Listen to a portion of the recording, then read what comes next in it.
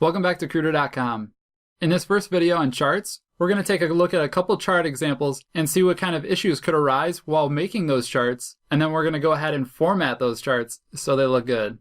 So let's pretend that we did a whole bunch of analysis and then finally came up to our top 5 customers here, and then also listed our top 5 products and put in the sales amounts for those products against these top 5 customers. So now that we have this data, we want to show it in a visual format so that it's not so difficult to read, because this just looks like a glob of numbers, especially when I have mixed in here these product numbers above. So at this point, a chart is the best thing to go ahead and do that. Now right here below, you can see that I've made this clustered columns chart here, and it lists all 5 customers along with all of those product sales. So let's go ahead and try to create this quickly. And I'm just going to delete it right now, so I'm just click on it, hit delete. And the first thing we need to do though is select our data. So I'm going to come up here to customers, Control Shift to the right, down, and then I'm going to hold Shift and then arrow up 1. So I select just this data and not the total row. I'm going to pop into the Insert tab on the ribbon, and we were going for a column. So I can see this little icon here looks like column, so I'm going to drop it down.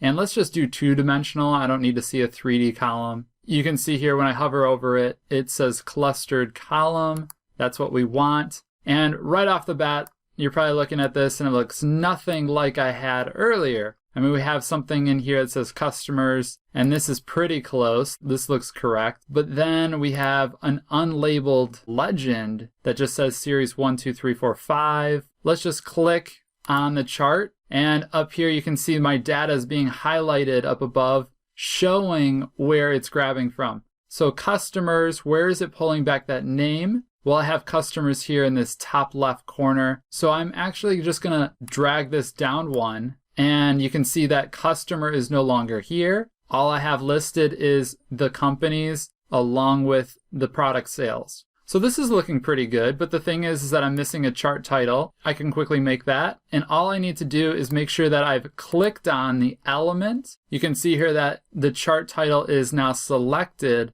and then by typing equals on my keyboard, then selecting top 5 products by top 5 customers and hitting enter. Notice up here it's writing it in our formula bar. So I'm just gonna hit enter here, and then now because we've linked those two together, no matter what I have here in this title, if I press 2, it will now update it to 2 on the chart. So that's quick and easy to update.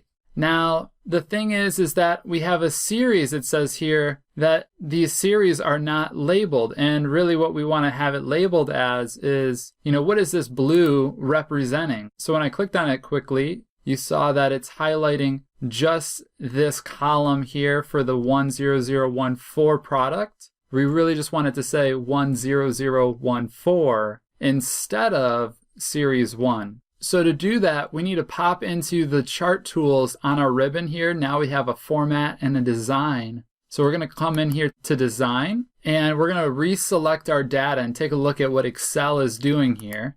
And so when we take a look at this, we see that our legend entries, which is this legend down here, it's representing series 1, 2, and so forth. So if I want to quickly update one of them, I can go ahead and come in here and I can say, hey, this series values, these values, let's take a look at what this is. Let's pop into it. I'm just going to click it. You can see it's highlighting this range. Well, what does that range mean, or what's that series name? That's referring to our product 10014. So let's go ahead and link that and press OK. And now we'd have to do that for each one. So we'd have to go into series 2, come in here, series 2, it's the next one on the list, it's 10098, and hit OK. And then we continue to go through to 3, 4, and 5. So this is okay and fine, but this is a very long, tedious process what we're doing here. This is an incredible waste of time. And so when you're thinking about that, you're like, how did Excel screw up on this? I mean, why can't I just select my chart and have my data populate exactly how I want it to be shown? And the thing is that we can do that. We just had our data table up here formatted a bit differently than Excel was able to go ahead and recognize it. So what we need to do here is we actually need to delete it. Let's redo this one more time. This time I'm actually going to get rid of my customers. And then I'm going to select my data. And then I'm going to go in and say insert the same clustered columns. And then I'm going to pull this down here, make it look a little bit better. And it's pretty close. You can see that Excel actually has this backwards. It has the product number right here instead of the customer number. So we just need to flip-flop those two things. And if we come back in here to design, Excel has this built in as a button saying switch my rows and my columns. So we just need to click that once, and then it flip-flopped the company name and that product ID. Let's go ahead and update that chart. So I'm just going to select it once, press equals, click the cell I want it to reference, hit enter. And then now I'm going to update my chart and type customers. So step one, create the chart. Make sure that there's nothing in this top left corner. If you have labels that will be used from these top columns and these side rows over here. So now that we have it set up, let's go into formatting it. So I first always click on this chart styles. It'll pop over here some charting styles that Excel already has built in. There's no need to go ahead and try to be an artist here. Let's go ahead and just use one of Excel's built-in styles, and you can just hover over these and watch Excel update it slowly. Find one that you like. I think this is the one that I chose, so I'm going to click here. And then after that's done, let's go into design, and then I go always into quick layout. So I want to see how can my chart elements be laid out to best show my audience what I'm trying to present to them. So I can hover again over this one and just hover through them all. And I think that it was this one that I chose, so I'm going to quickly choose this. But the thing is that I really don't want to see these labels that I have here. So I'm going to click into my add elements and turn off those data labels. I'm just going to click there. And now I'm left with just the overlapping clustered columns, the company name on the bottom, and my legend here, which tells you which color represents which product number. Now, before we go ahead and take a look at our next example, there's one thing I want to show you on this chart. So one thing we can do manually is edit how wide these columns are. So if you select any one of them, any one of these columns here, and press Control 1, so just like you do outside of a chart and you hit Control 1, you get that Format Cells dialog box.